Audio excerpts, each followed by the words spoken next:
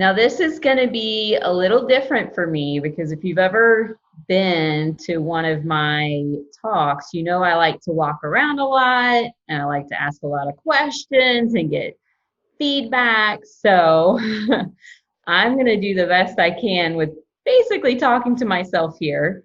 If y'all will bear with me, we'll make it as smooth and awesome for everybody as we can. Okay. Do you want to just confirm that you can see my slides there? You're good. Perfect. So today we're going to be talking about working on creating a recurring revenue business. Some of you are going to already be at that stage, and so I try to include some nuggets that you'll be able to take away. But I'm really going to be speaking to people who have a product or a service, but they haven't quite thought about making it recurring. So for anyone who doesn't know, before we go further, what we're talking about by a recurring revenue business, we mean that you're able to sell a service or a product to someone and then continue to resell to them every month or every quarter or whatever that may look like for your business. So one effort of sale brings you recurring income into the future.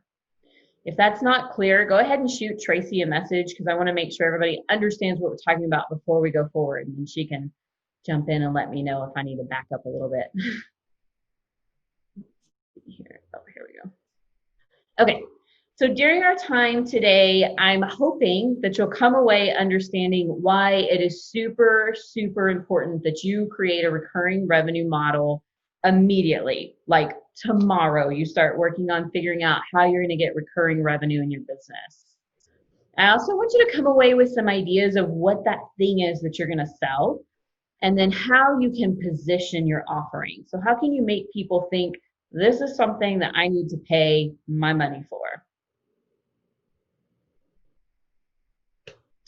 So, why recurring revenue is key? If you don't already know, recurring revenue is really one of the fastest ways to build value into your business. So you could ask any exit planner, anyone that's looking to buy a business, or anyone that funds businesses, and they're going to tell you that recurring revenue is one of the key things that they look for to see if there's value in that business. Now, if you're just getting started, then you may not be thinking about trying to sell your business or even letting someone else run it. But ultimately, you're going to want to get away from this 80-hour work week that most of us start with and let someone else take over, whether that's selling or having a manager or someone else that's coming in to help you run that business. And creating a recurring revenue model is going to be one of the fastest ways to let you do that. You're going to be able to take a step back and enjoy your life and enjoy the business that you've created while other people are able to run it or pay you for it. So one of the reasons that recurring revenue really is a great way to build value into your business is because you get a higher return on effort. So I mentioned that in the beginning that you're putting in the effort to make a sale. Why not get money back from that every single month or every quarter or every year, however often your product or service is able to renew? So earlier today, I actually listened to an interview with Mike. I think it's Makowicz. I've never really understood how to pronounce his last name, but he's the author of a book called Profit First. Now, if you've never read Profit First, I want you to write a note down right now. Just write down Profit First and go buy that book. Buy it in hard copy or audiobook, and don't do anything else in your business until you've read the first chapter, because there's some gold in there in how you can make a profitable business from day one. But in this interview, Mike, who is kind of like the expert in profitable businesses, he talked about these layers to your business and what order you should address them in. So if things aren't going right in an existing business, or if you're building a new business, he has this approach to the layers and when you should worry about each thing. The first layer, the foundation of any business, is sales. And then the next layer on top of that is profitability. So adding recurring revenue products, things that you can sell once and get money back on over and over and over, those are going to immediately increase your revenue. They're going to increase those sales. And over time, you'll become much more profitable because you're selling the same thing. It's something that you can create a process around. You're doing the same actions to deliver on it over and over and over. And so you're able to reduce your cost of goods. You're able to be much more efficient. And so it becomes so much healthier for your business to have these offerings. Now, I want to put in the caveat that you don't need to stop selling one-off services or products. We're talking about adding in something that's going to give you that recurring revenue. So don't feel like you need to just stop any one-off products or services. That's not what we're saying. We want you to consider how you can add these recurring revenue items in. See, here's where I would normally stop and be like, does anyone have a question? But we'll do that at the end. So in case what I've said already here isn't convincing you, I put together some super simple math, and hopefully I did these calculations correctly, or I'll be embarrassed, but you guys can just be nice and not call me out on it. So let's say you have a $25 product or a $5 subscription that you can sell, right? So we'll talk later about what those might be, but let's just look at these numbers. So you have a $25 one-off product or a $5 a month subscription. Now let's assume you can sell one of those every single week. So if we look at the products, we're selling basically $100 a month of product. So over 3 months, we've sold $300 worth of product. It's $100 each month. Our $5 subscription is compounding, right? So we start with 20 a month because we've sold 4 of them if there's 4 weeks in the month. And then in month 2, we sell 4 more. So we've got our 4 from month 1 and then our 4 from month 2. And then we continue to compound that. Now, at first, it looks like the $25 product is the way to go because those sales totals are a lot more than our subscription. But if we expand this out into the not so long term, we can start to see a huge difference in the impact to your business. So that $25 product that we're selling once and never selling anything to those people again, after a year, we've sold $1,200 worth of product. After 2 years, $2,400. But look at the subscription. Because that's compounding and those people are paying us every single month, we get a huge boost in revenue. So this is why it's so important that we have those compounding, renewable or recurring products and services that we can sell. Now, I know that you're going to have churn. Some people are going to cancel their subscription. Not everyone that buys is going to stick around forever. So over time, that number might not look as pretty as we see here. But you've also got to consider, like we talked about before, you're getting more and more efficient in delivering this because it's the same thing over and over every month or every quarter or however often you're renewing it. So you're able to reduce your cost of goods sold and become much more efficient. So your cost of doing business is lower, your profitability goes through the roof.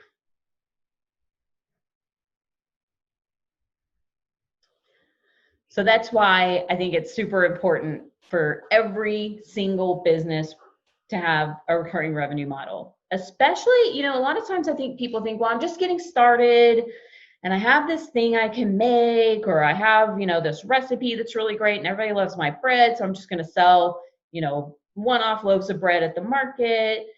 It's really easy to think that it wouldn't apply to you. But whether you are in day 1 or day 1,000 of your business, it is absolutely necessary that you find a way to get these recurring revenue items into your offering. Otherwise, you're going to be stuck in this sales cycle of you never make money unless you make a sale. I'll tell you, there's a lot of things I love about my business. I love being able to help people. I love seeing business owners be really successful and get their messaging right. I love doing events like this where, I get to teach people the things that I know. But more than all of that, I love waking up in the morning and looking at my email and seeing that I have all of these payment confirmations, because everyone that's subscribes to my website to get access to my ebooks, everyone that's on my ongoing maintenance policies, they're all paying on an auto renewal every month. And so literally every single day, I have invoices that have been automatically paid while I was sleeping, or while I was out with my kids, or while I was teaching people how to do things in their business. So it's really, I hope that that drives it home enough that you guys are convinced that you absolutely have to find a way to get these items into your business. So that brings us to, what in the heck should we even be selling? The first thing I want to encourage you to do is keep it simple. So the fastest way to fail is to try to get too big and too wide and too complex too fast in your business. So don't assume that you're going to have to start over with your business model. Like I said, almost any business can add recurring revenue opportunities. I'm going to share just a couple of ideas here in a minute, and then I'm hoping at the end we'll have time to come back and really do some deep dives into a couple of your businesses and maybe come up with some ideas. But think about, first of all, if your product is consumable, then that's like, automatically, you can just ship them or deliver them the product every month or quarter or however often it runs out. So if you have a consumable product, then you should be doing recurring subscriptions or recurring revenue model today. There's no reason not to. But for a lot of us that don't, it can be a little more difficult if our product is something that can't be, consumed and used up, and then we need to replenish it. So some things that you can do are maybe offer a variety of similar products and services. So if you're selling one core thing, what are some varieties where you can maybe bring other things to the table? So if you're an author and you've written one book, people aren't going to want to rebuy that same book every single month. But they may want to buy access to premium articles, or they may want to buy access to your curated favorite books that you're drop shipping to them. So think about some things that are maybe variety or different relevant services and products that you can add on and deliver over and over. If you have a service, or maybe even like a large product that's something that is difficult for a consumer or someone to maintain or manage on their own, then you should be offering maintenance services. You should be offering a warranty. You should have some kind of ongoing hand-holding of, this is kind of complicated and this is not easy, so let me stay in the loop and you pay me a little bit of money each month to be there when things go wrong or when things break. And within that, don't forget that you can always add enhancements and upgrades to those recurring offerings. So as you get on your way and you've got people that are subscribing and you're sending them product, or you're providing ongoing services to them, don't forget that you can also continue to upgrade them. So be sure that you have a plan in place for how you'll do that once you get your feet under you. Now, the positioning of your product, we're going to get more into here in just a few minutes. But to figure out what it is that you're actually going to sell, I want to really encourage you to think about how your existing products and services solve problems for your customers. If your product doesn't solve a specific problem, then it's going to be really difficult to sell, especially as a recurring offering, right? If someone's going to give you their credit card number, or they're going to commit to paying you, sending you a check every month, they need to know exactly what problem you're going to be solving for them. If you can't identify that, then it's going to be very difficult to get people to buy from you. And again, we'll give some examples and we'll go through this more in depth here in just a few minutes. Another thing that's going to help you really identify what's going to be easiest for you to sell and for you to provide the best value is to look at how you're uniquely qualified to solve this problem. So between your life experiences, your views on the world, your values, maybe just your unique way of delivering the solution, those are all things that you could consider into how you are uniquely qualified to solve the problem for your customers. Sorry, little break here. I'm in my garage right now and it's really hot. So if you guys see me drinking a lot of water, it's because I'm hiding out in my garage because it's the only quiet place in my house with kids. So if I start to look a little sweaty, that's why. So let's go through a couple of examples. I looked at who was going to be attending, and I tried to pull some examples of how they could use these ideas to add some recurring revenue models to their business. So the first one I have is Kim with Salted Sanctuary. And the problem that I think she addresses is that everyone needs to take a few minutes for themselves to focus on their own health and well-being every single day, but very few of us actually make the time for it. A great way to care for yourself is to use high quality bath products that not only provide an amazing aromatherapy, but are also really good for your skin and your body. But as we know, getting access to these products isn't always easy.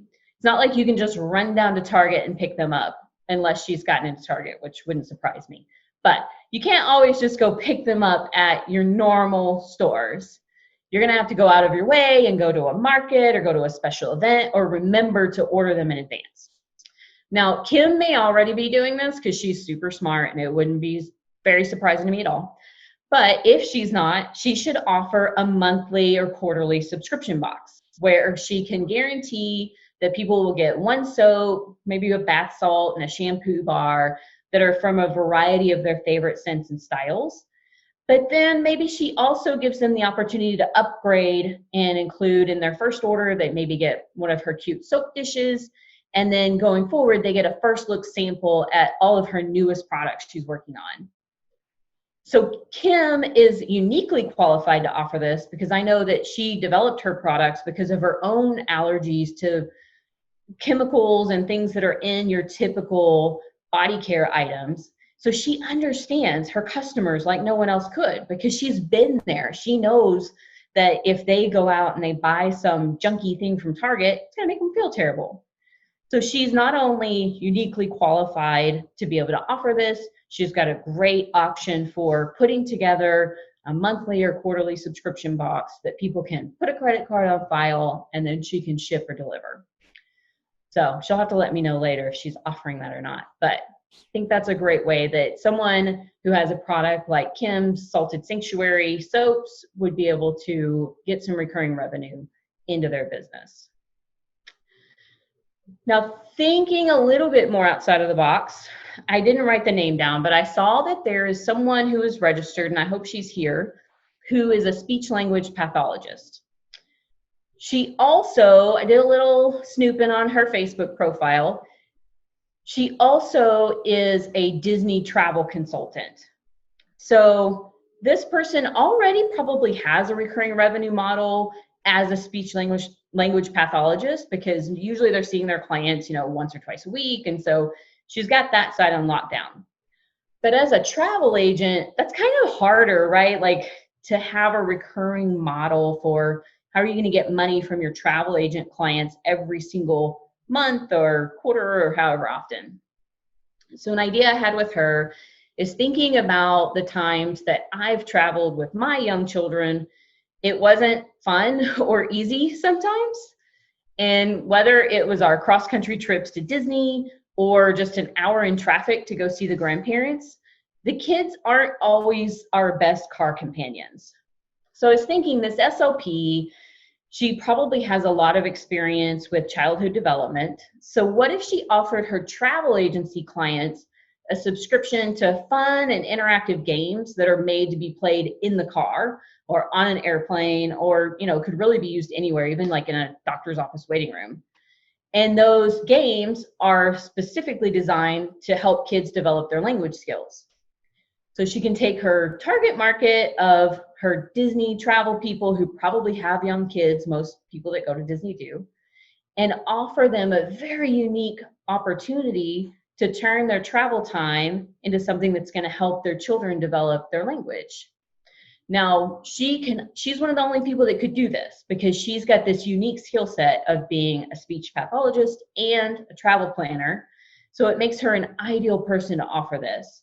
No one else is going to be able to come into the market and say, oh, no, we're better because we're a better fit or we more closely understand the problem.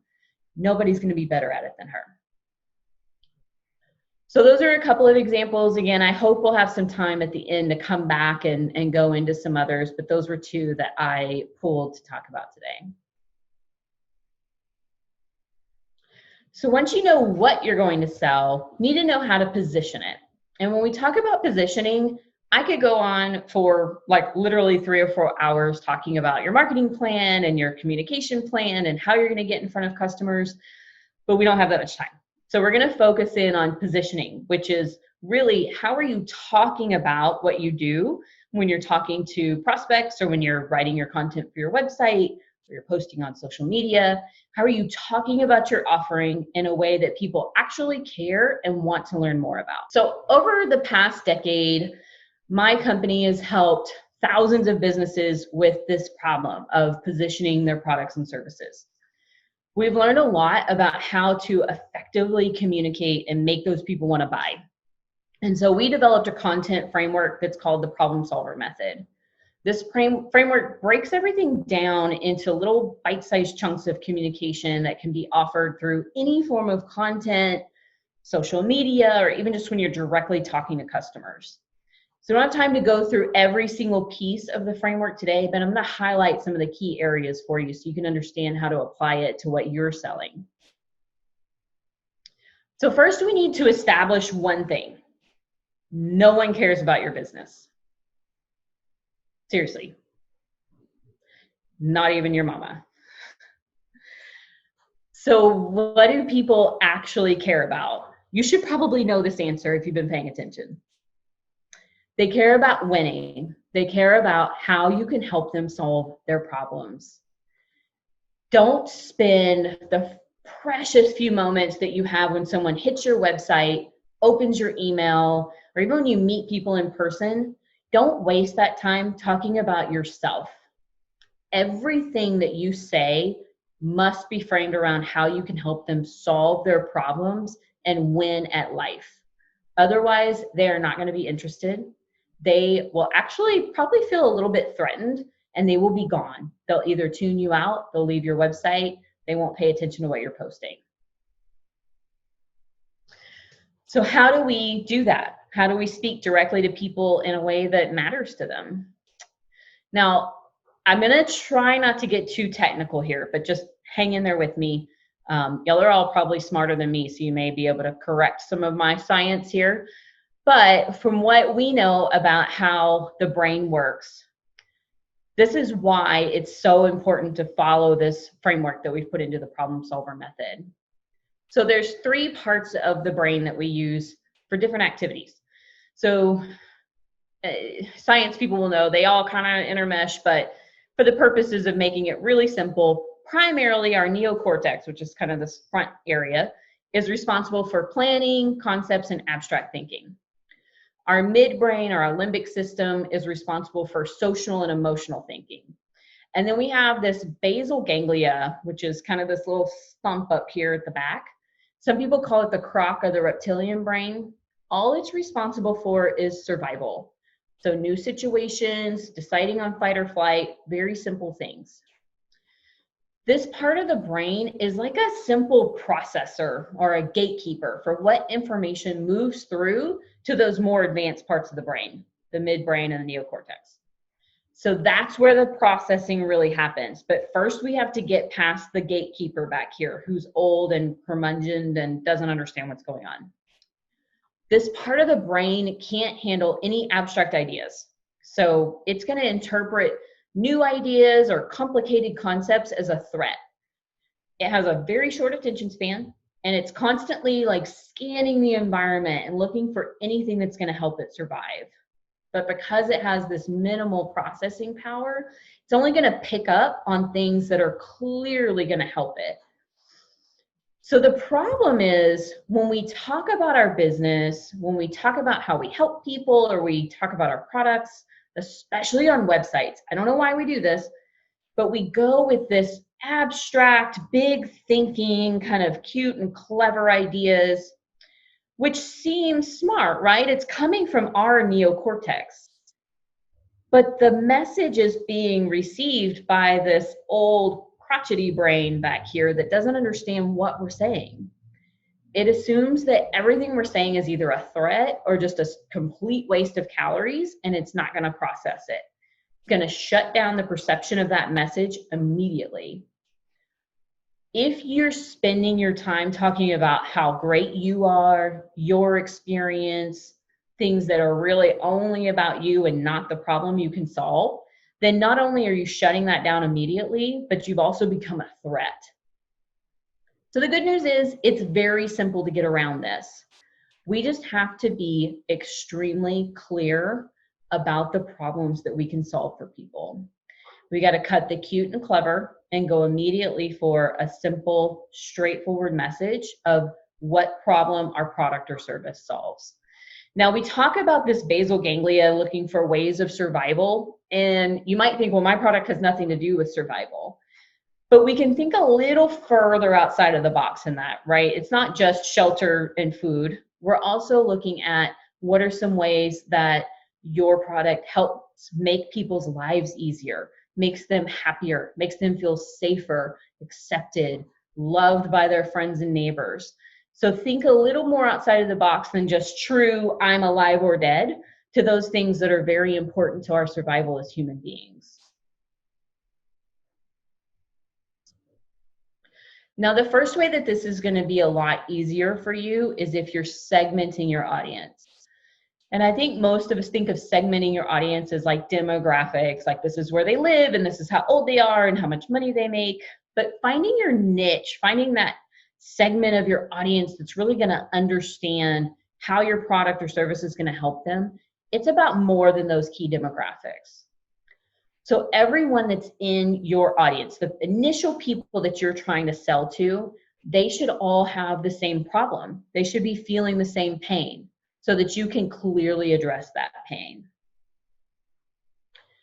From there, if you're doing ads or messaging, you can get more sophisticated with targeting based on those demographics.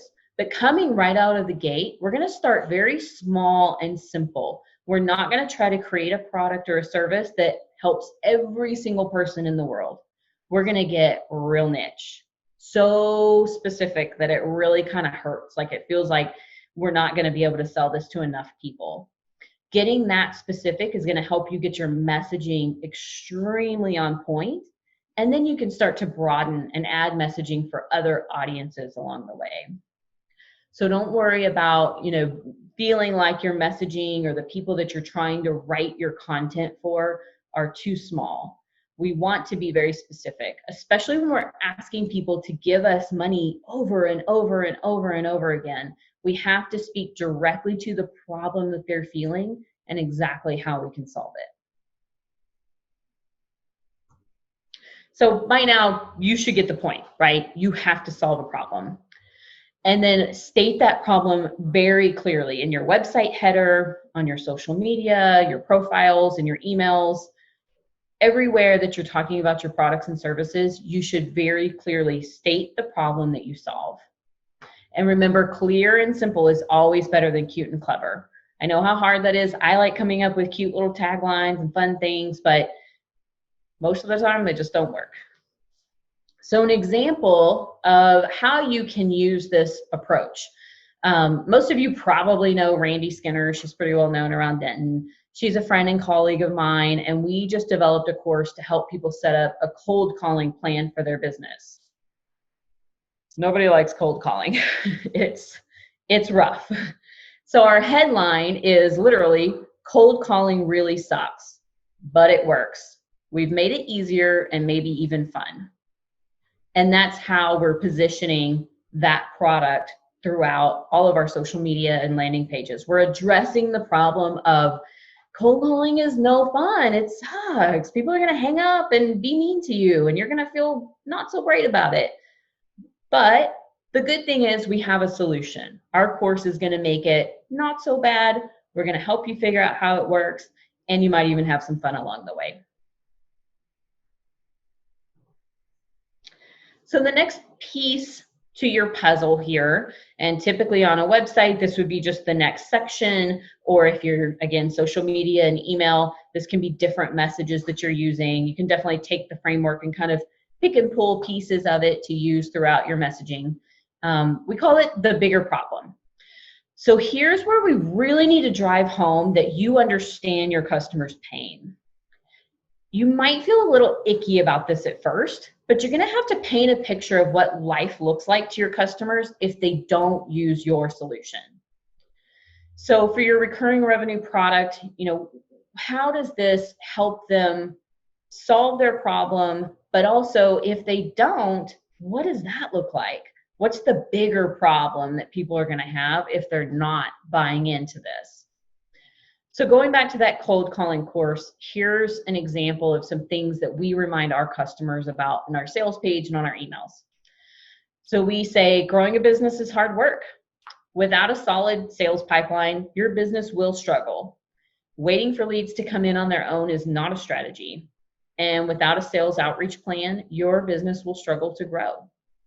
It's not warm and fuzzy, but it helps them understand that we feel the specific pain that they're feeling. And it helps them see that if they don't take action now, their situation will get worse. Now, a lot of people don't like to go negative in their marketing and in their content, but I encourage you to paint that picture. Do it in a way that has dignity and that's respectful, but don't be afraid to paint that picture of what life is going to look like if they don't take the action that you know they really need to take, which is buying your product and service. And then we come back to that unique value that we talked about before.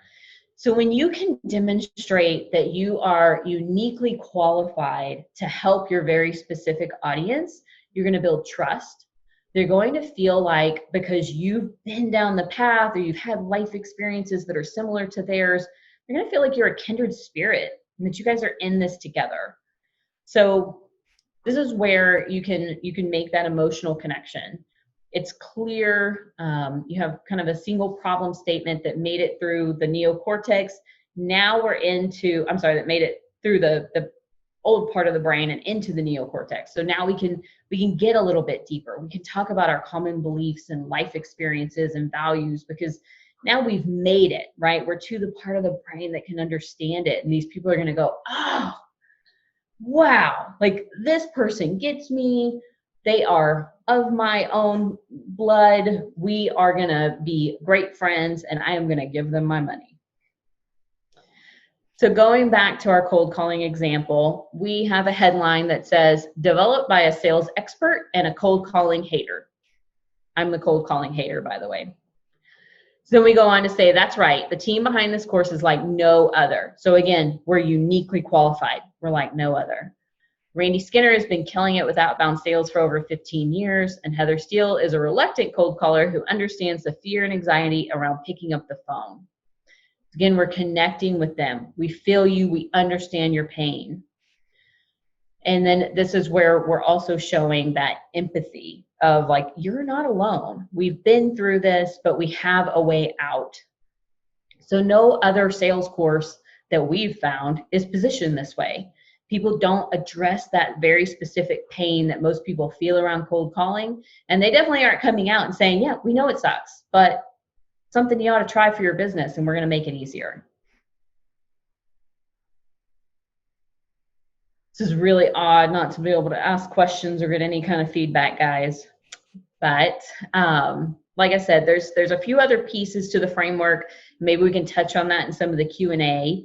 But those are the most important parts. So when you're creating a recurring revenue product, really anything you're selling in your business, it's very important that you position it well so that people understand exactly how you're going to help them solve a problem, what life would look like if they don't solve that problem with your solution, and why you, of all the providers, are uniquely qualified to help them. Those three things are going to help you to make a connection and get people to push that buy button. Now, I wanted to have the time to go into some detail on how you can actually set this up, how you can create a store or a shopping cart or some sort of solution. We just don't have time for that because there's literally a million different ways. But I will say that the simplest thing you can do is set up a PayPal account, and you can set up recurring invoicing right through there. You don't have to have any kind of sophisticated shopping cart. You don't have to have a fancy website. You can go right to PayPal. You'll have to pay a little bit of fees when people process their credit cards, but it is a great way to just get started. Now, if you're ready to get more sophisticated, there are definitely a ton of solutions out there, but just pick something, figure out how you're going to return it into a recurring model, and get out there and start selling it.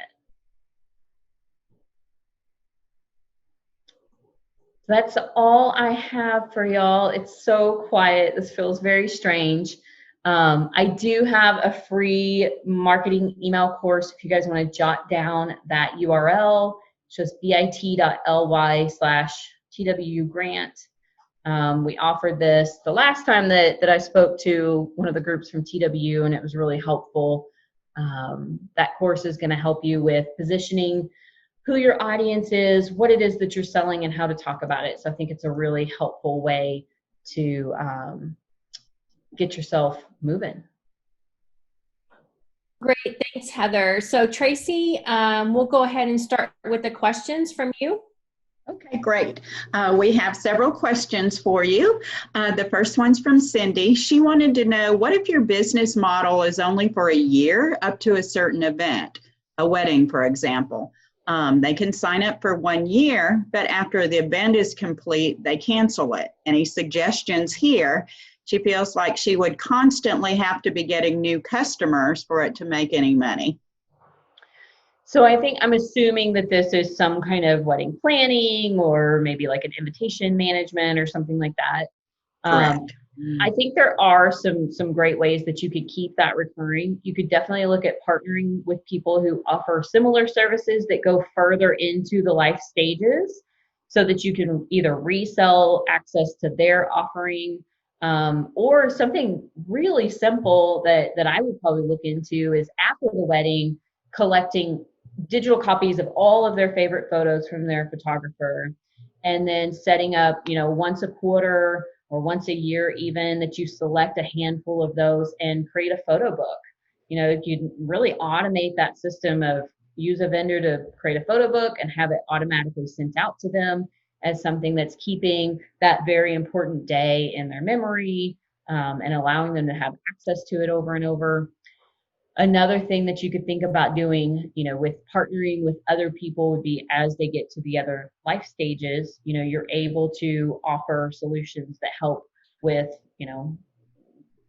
pregnancy announcements and childbirth announcements and kids invitations. One other idea would be that you have a very low cost entry point to anniversary gift ideas. I think people run out of ideas really quickly, and having something that just alerts you when the anniversary is coming up and gives you some really good ideas. You could actually even make that free and just use affiliate links so that you get commission on anything that people buy from there. Great, very helpful. The next one is from Linda, and it was, how simple should you start with a subscription with product? As simple as possible. So the more simple, the easier it's going to be to explain, to get people on board, and to actually deliver. The more complicated that you make it, the more difficult your life's going to be in selling and actually delivering that item. But just make sure that it does solve a problem and that you have some sort of unique value involved there. If it's the same old thing that they can get from anywhere else on the street, then you're going to have your price driven down by the market. The more you can be unique and offer something that really no one else is doing because of your unique experience or way of delivering it, the more likely you are to be able to control the price and keep it in a place that's profitable for you. Okay, great. Several of the questions are regarding like what types of service or product or what they should be selling. But Kimberly did ask, and I know you had mentioned some of this, but I'm going to combine this with another question.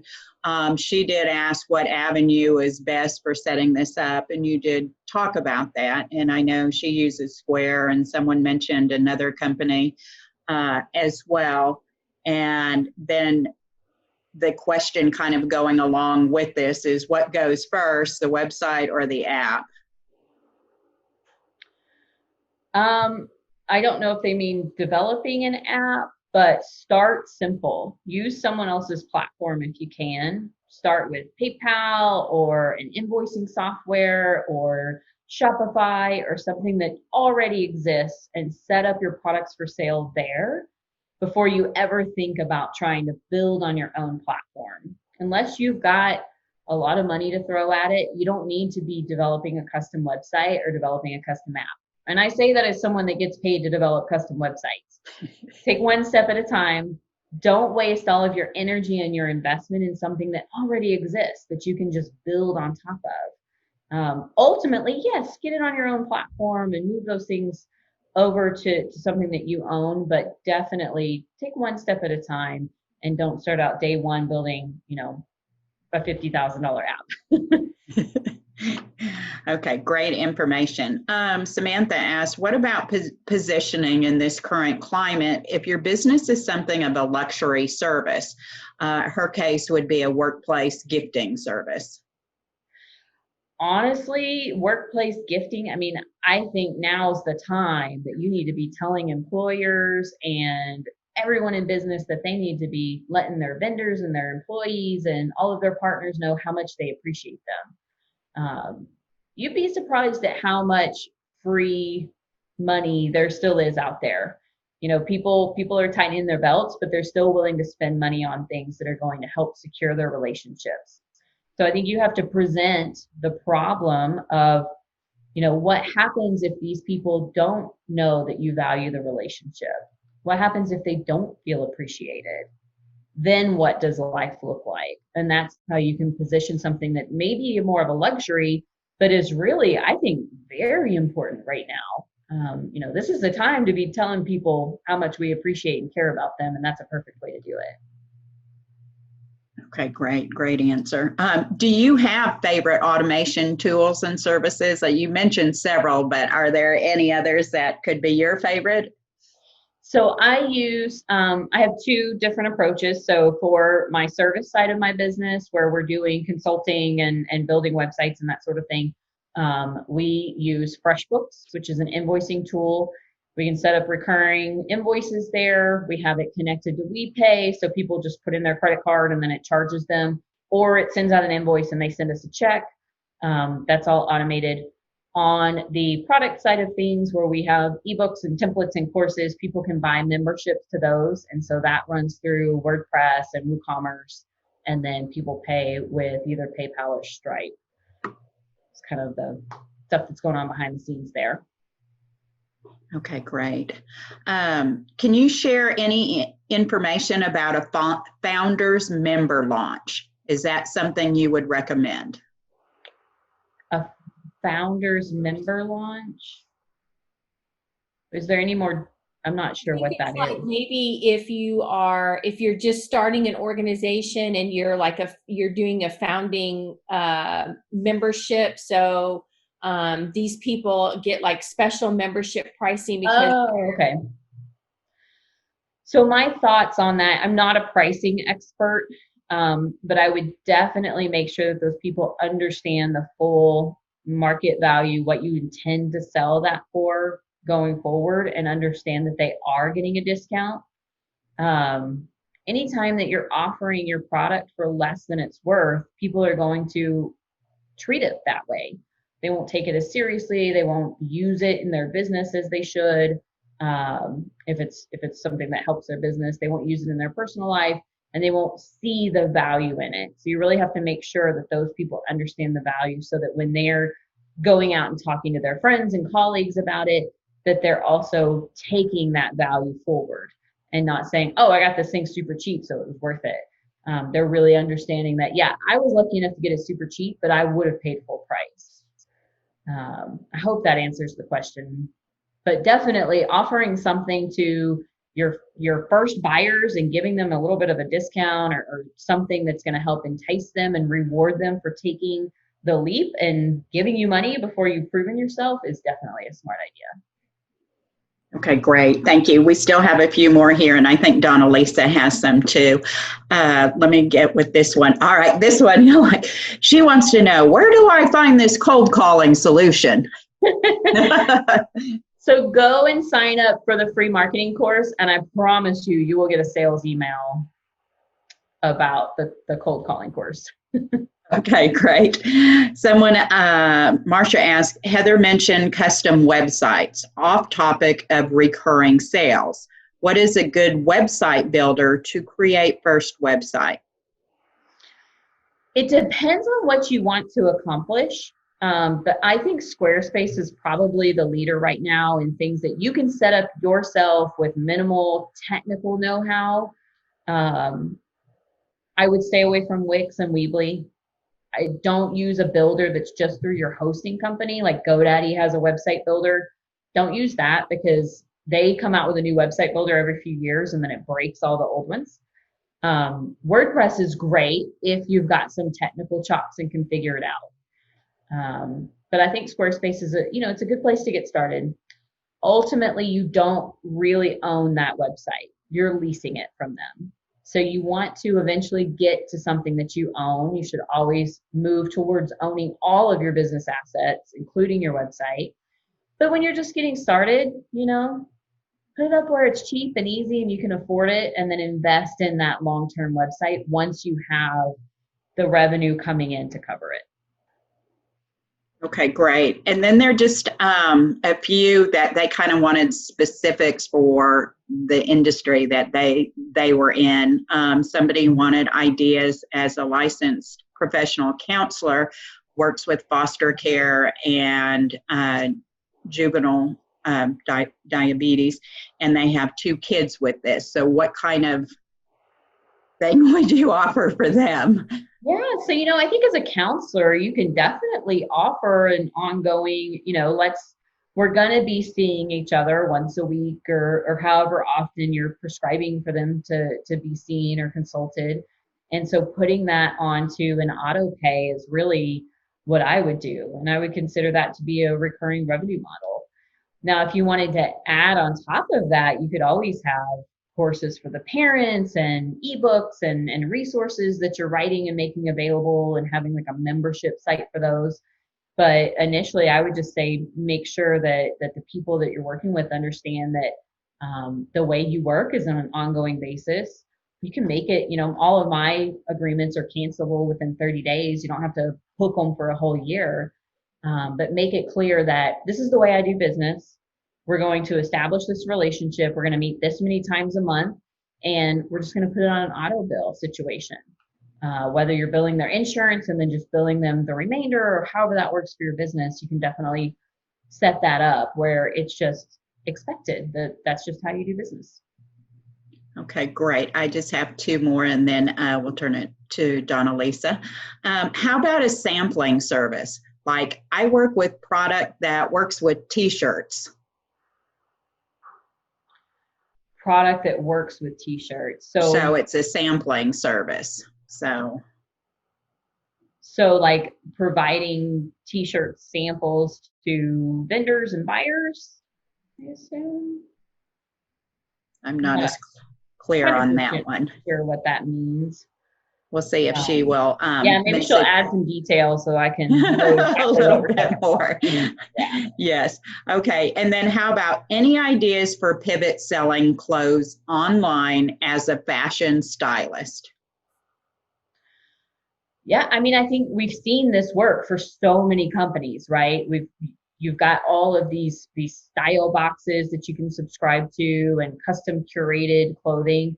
The key there is going to be figuring out what's your unique value proposition in that. What makes you different and uniquely qualified to do this? So maybe start with a niche, figure out who's really underserved. Maybe there's, a certain subset of people who don't have as much access to the boxes that they like. Maybe they don't really like the more typical kind of girly girl clothes that would come in a typical subscription box. They want something that's a little bit more edgy and fun. So maybe you're looking at, these are metalhead chicks that also work in a corporate environment. And so we're going to curate something that's specific to them. Or I think, did she say children? No, I'm thinking she said that. Maybe do it around their style, around their budget, or just something that appeals to the parents as to why you specifically understand them. If it was kids, I may be making that up in my head, but if it was for children, I would say even adding a layer on top of that as to how you can make the clothes buying experience, even if it's coming in as a box that's being delivered, what are some ways that you can make that more of a parent-child relationship experience? So not only are we going to send you these clothes for your kids, they're going to be affordable and they're going to like them and they're going to be stylish, but we're going to include with that some tips or ideas or some ways that you can use this experience of getting this box of clothes to make a memory and make some important times with your child. So trying to think just kind of outside the box. What are some life experiences you have or some things that you've done in the past that make you more unique and give you the qualifications to take this to a different level?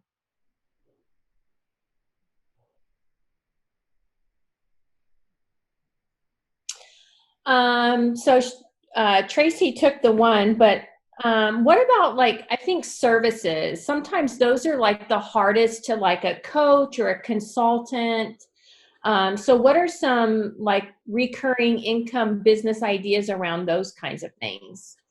Well, I think most coaches already have a recurring model, right? They're not just going to meet with you once and do a coaching session and you're cured and you get to move on. It should be baked into the way they do business, that this is how many times we're going to meet and what this is going to look like. And this is the service agreement of, we're going to just auto bill ongoing as we're working through together and meeting so many times or meeting these objectives. The same thing really with consultants, whether it's you're working together to deliver, a one-off strategy or some sort of session maybe that you're coming in and working with people on, there are things that you can add on ongoing. So I'll take, for instance, I work with some folks who are consultants that use the Wiley product. So they come in and they do like the 5 behaviors or whatever assessments. And then for most of those consultants, they're done, they leave, and then they come back like a year or two later when people are ready to do those assessments again. But in between there, they've added some really cool team building events where they bring in fun stuff. Like they'll bring in those those inflatable sumo suits and have people like sumo wrestle and do fun live events every quarter. So you do your assessments and you learn about your team or your, dysfunctional behaviors or whatever those Wiley products are called. But instead of it just ending there, they come back with refresher content that they've created, and then they pair this really fun employee event with it. So it becomes an employee appreciation / team building / continuing to build on what we learned from the assessments.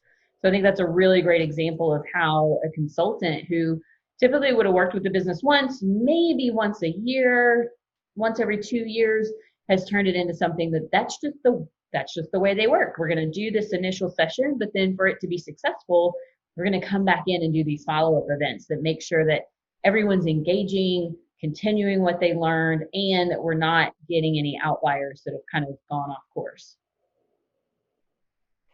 And again, to make them uniquely qualified for that, they also own a company that rents bounce houses and all the equipment. So that's how they've brought together their unique qualifications with this other service they offer and then made something that's like what no one else in the industry does.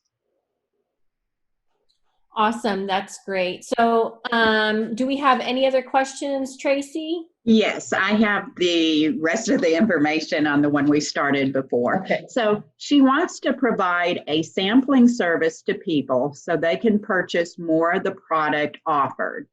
So she had mentioned that with t-shirts, and then she'd like to provide rhinestones. Then if the person liked it, they can purchase more from her of that type of rhinestone or rhinestone design. Okay. So she's kind of looking for a way to continue to offer that, but maybe also be able to use the samples themselves as a recurring product, I imagine. I would look at what else can you maybe create out of those materials and have that as something that's ongoing, whether it's a t-shirt that you're getting once a month and then you're able to pick, I want 5 more in these different colors and combinations that I can add on to my subscription. Or maybe it's even a totally different product that she's creating out of the same materials. that is smaller. I'm picturing maybe like a cute keychain that's made out of some rhinestones and t-shirt material that's put onto something of more substantial back that they can see, okay, this is what these look like. This is what the material feels like. I like this. I'm going to go with these rhinestones and this color. And she could sell those things ongoing, and have it as a way to upgrade to the actual t-shirt. Otherwise, I think just having something that's kind of a surprise, like tell us about you, and then once a month we're going to surprise you with a shirt that we think is going to be your style. You can send it back if you hate it, but if you love it, then you can buy more of them. Yeah, that sounds great. I think the biggest things I thought I took away tonight was one, just get in there, figure out something simple, and go ahead and jump in and do it. And I think you did an excellent job at just kind of really showing a lot of different ideas and how really we're only limited by the box we put ourselves in, and really finding ways to maybe collaborate with other businesses to provide some ongoing, opportunities for income for yourself and other businesses. So thank you so much, Heather. We appreciate it so much. And thanks for sweating it out in your garage with us. We're just always so grateful for you always being willing to step in and help us out here at the Center for Women Entrepreneurs. We just want to remind you we have a save the date. Our next Women Rise is June 9th. And we're going to have a professional grant writer come in, Diane James, and she's going to go over all the details of how to put a grant together, how to write it, or how to submit a grant, especially during this time with the COVID-19, and as more cities and other organizations are providing grant opportunities. So this will be a great one to attend. And of course, registration is open. And as always, once this is over, we will be sending the link, the replay link, so you'll have all of this great information. Don't forget to opt in to get Heather's free marketing course. And if that's all, we just want to wish everybody a great evening, and we look forward to seeing you next month at our Women Rise. Bye, everybody. Bye. Thank you, everyone.